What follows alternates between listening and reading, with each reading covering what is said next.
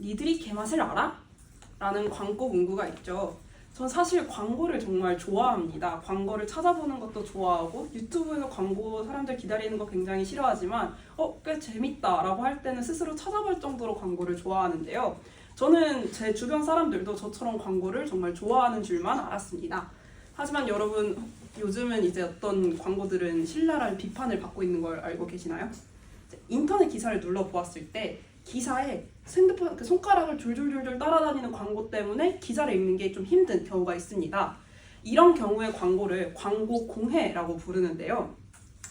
이게 핸드폰을 졸졸졸 따라다니는 것뿐만 아니라 기사를 가리는 것, 혹은 그것뿐만 아니라 팝업창이 계속 뜨는 것, 그 모든 광고들을 광고 공해라고 합니다. 이런 난잡한 광고들을 통해서 사람들이 보기가 불편할 뿐만 아니라 이런 광고들은 보통 불법 광고가 많기 때문에 불법적인 내용으로 피해를 본 사람들도 존재한다고 합니다. 또 이런 공해성 광고들은 인터넷 광고 업체들이 소비자 몰래 접속 정보를 빼간 다음에 그 사람들이 어떤 걸 검색했는지에 따라서 추천하기 때문에 개인정보가 침해될 수 있다는 위험도 있다고 합니다. 이에 관련해서 적합한 규정도 없기 때문에 사람들이 개인정보에 관해서 규제되는 경우가 굉장히 드물다고 하는데요.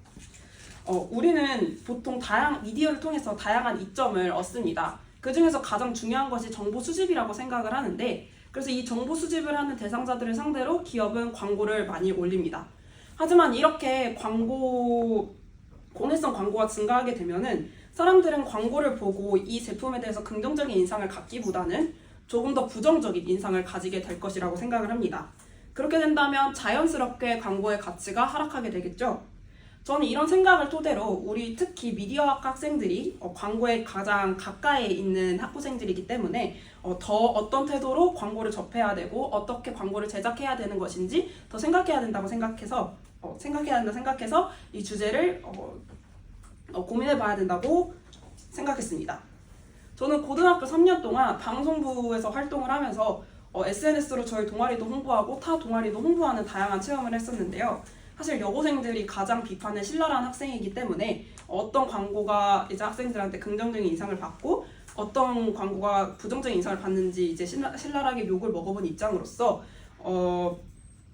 이런 경험을 토대로 이제 공해성 광고처럼 노출 빈도만을 강조하지 않는 광고를 만들어야 한다고 저는 주장합니다.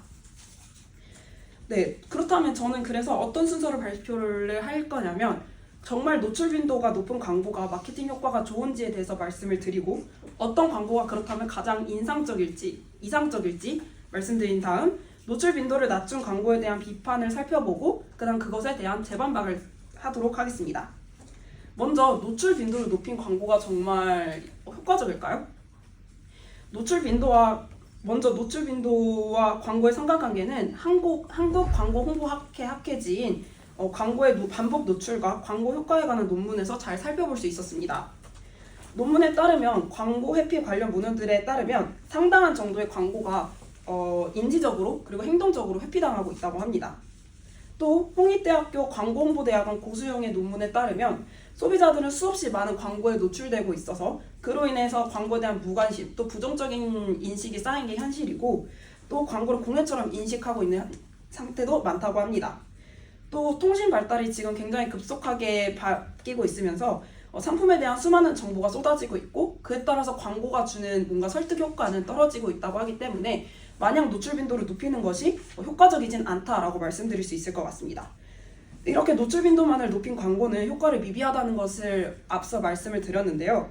그렇다면 어떤 광고가 이상적일지에 대해서도 설명해 드리도록 하겠습니다.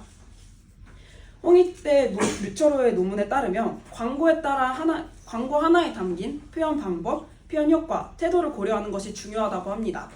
가령 인터넷 광고에서 신발을 살 건데 이 신발이 우린 보통 이게 얼마나 예쁘고 실용적인지를 생각을 하는데 광고에서는 막 이걸 신으면 마치 저 연예인처럼 될 수 있습니다 라고 하면 이제 사람들이 많이 접근을 안 하잖아요. 그러니까 이 말은 뭐냐면 이 제품이 판매하는 가지고 있는 성질을 잘 고려해서 광고에 대한 표현 방법을 고려해야 한다는 것입니다.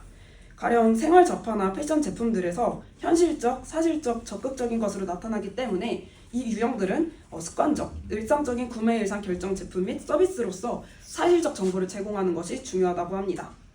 또 최근 성장하고 있는 인터넷 광고 현실을 고려해서 인터넷 광고 흐름과 표현 전략을 살핀 뒤 이 연구가 시장의 급성장과는 달리 국제적 기준 또한 모호한 인터넷 광고 현상을 개선하는 데 기여할 수 있어야 한다고 합니다. 네, 지금까지 이상적인 온라인 광고의 모습을 살펴볼 수 있었는데요. 마지막으로 노출 빈도를 낮춘 광고에 대한 비판을 살펴보고 이에 대한 재반박을 진행하도록 하겠습니다. 네, 노출 빈도를 낮춘 광고에 대한 대표적인 반박은 노출 빈도를 낮추게 되면은 사람들에게 자연스럽게 인상이 오래가기 힘들다라는 게 대표적 반박입니다. 하지만 그것을 고려하기 위해서 노출 빈도를 높이게 된다면 마치 인터넷 기사를 읽을 때 인식했던 저의 그런 불편함처럼 사람들은 이 광고를 통해서 부정적인 인식을 형성하게 될 것이고 그 부정적인 인식이 오래가게 되는 광고의 역효과를 낳을 수 있다고 생각합니다. 이제 온라인 광고는 빈도만 늘리는 것이 아니라 좀 더 창의적이고 적합한 표현 전략을 활용해야 합니다. 먼저 노출 빈도만을 강조하면 오히려 소비자의 반감을 살 것이며 적합한 표현 전략을 사용해야 하는 광고 업계의 노력이 있어야 현재 광고 공해와 같은 온라인 광고 문제 해결을 도모할 수 있다고 생각합니다. 네, 기업과 소비자를 이어주는 가장 중요한 것은 광고라고 생각합니다. 네, 광고라는 것이 자리 잡지 않는다면 기업과 소비자 간의 그 소통을 굉장히 원활하게 만들지 못하는 그런 불안정한 관계를 맺을 수 있다고 생각을 합니다. 그래서 저는 광고에 대한 명언을 하나 말씀드리면서 이 발표를 마치도록 하겠습니다. 네, 사람들은 쉬운 것을 원하고 광고와 그러한 결정을 내릴 수 있도록 도와주길 바란다.